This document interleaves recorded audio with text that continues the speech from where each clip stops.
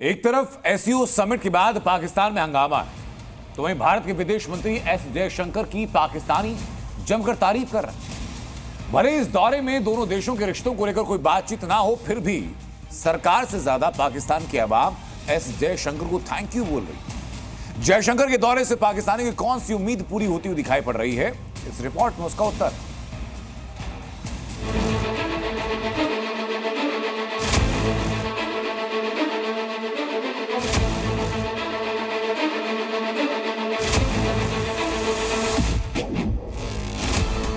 विदेश मंत्री S Jaishankar SCO summit में हिस्सा लेकर पाकिस्तान दौरे से वापस आ चुके हैं। दौरे के बाद उन्होंने पाकिस्तानी सरकार का थैंक यू किया, लेकिन अब आवाम उनकी तारीफ करते नहीं थक रही।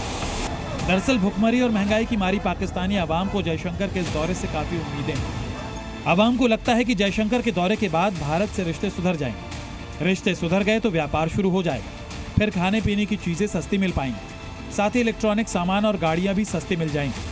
जो सामान दुबई के जरिए महंगे दाम पर मंगाना पड़ता है, वो कम समय और कम दाम में आएगा।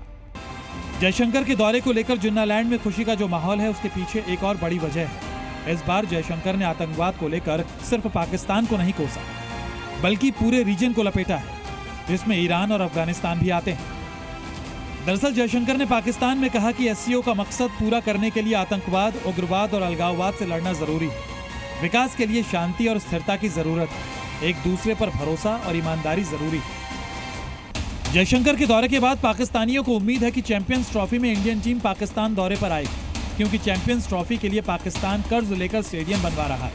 अगर भारत पाकिस्तान नहीं गया तो मैच हाइब्रिड मॉडल पर होगा और पाकिस्तान को भारी नुकसान उठाना पड़ेगा। पाकिस्तान में इंडियन डिप्लोमेसी के अलग अलग कैटेगरी के फैन कुछ स्वार्थ में थैंक यू बोल रहे हैं, तो कुछ जयशंकर की बेबाकी की तारीफ कर रहे हैं। दरअसल पाकिस्तानी अवाम पर महंगाई आफत की तरह बरस रही है। दूसरी तरफ इमरान समर्थकों का सरकार के खिलाफ सड़कों पर हल्ला बोल से गृहयुद्ध की स्थिति पैदा हो गई। ऐसे में भारत से संबंध सुधारना पाकिस्तानी अवाम के लिए संजीवनी बूटी जैसा काम करेगी। इसलिए पाकिस्तानी जयशंकर के दौरे को काफी उम्मीद भरी नजरों से देख रहे हैं। ब्यूरो रिपोर्ट, जी मीडिया।